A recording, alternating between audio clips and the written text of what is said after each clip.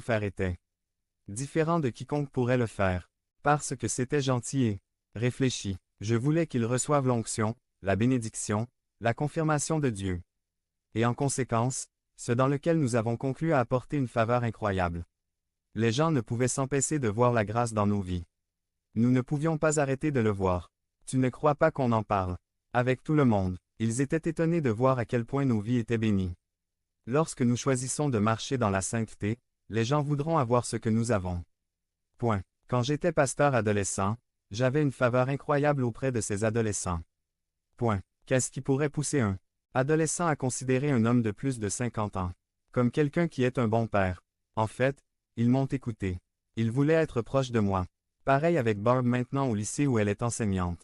Les enfants tranchent autour d'eux. Il y a une onction sur votre travail. Jésus a dit dans Luc 4, 18. Point. L'Esprit du Seigneur est sur moi, parce qu'il m'a désigné pour annoncer la bonne nouvelle aux pauvres. Il m'a envoyé proclamer que les captifs seront libérés, que les aveugles verront, que les opprimés seront libérés de leurs oppresseurs. Et que le moment de grâce du Seigneur est arrivé. De nombreux chefs religieux dotés de bonnes idées sont venus et repartis dans notre monde. Si Jésus n'avait que de bonnes idées, il ne serait pas meilleur que les autres. Mais grâce à l'onction du Saint-Esprit sur lui, il y avait de la puissance dans ses paroles. Point. Les gens peuvent le voir, le sentir en vous. 2 Corinthiens 6. 14. Ne soyez pas sous un joug inégal avec les incroyants. Alors, qu'ont en commun la justice et le mal? Et quelle communion y a-t-il entre la lumière et les ténèbres? Quelle harmonie y a-t-il entre le Christ et Bélial?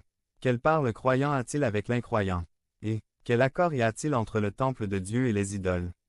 Parce que nous sommes le temple du Dieu vivant, tout comme Dieu l'a dit.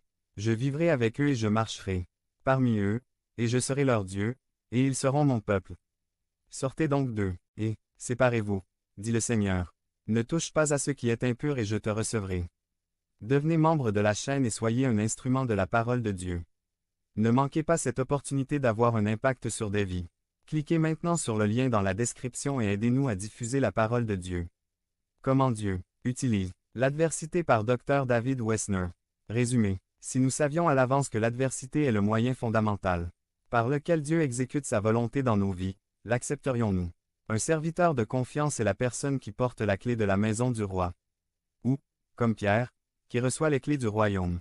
Un serviteur de confiance est la personne qui utilise la clé de la maison du roi ou, comme Pierre, qui reçoit les clés du royaume. Que faut-il pour devenir digne de confiance? Que faut-il pour devenir digne de confiance? Eh bien, il en faut beaucoup.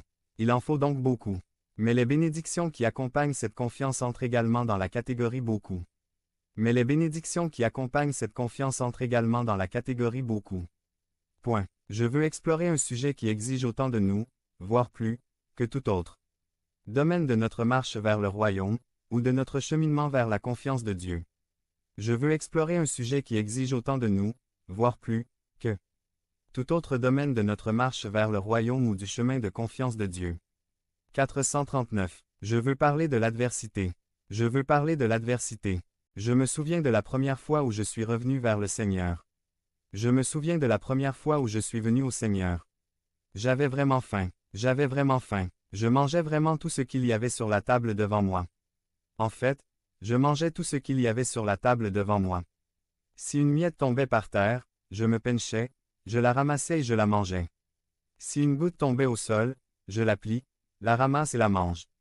Je voulais plus que tout que Dieu sache qu'il pouvait compter sur moi.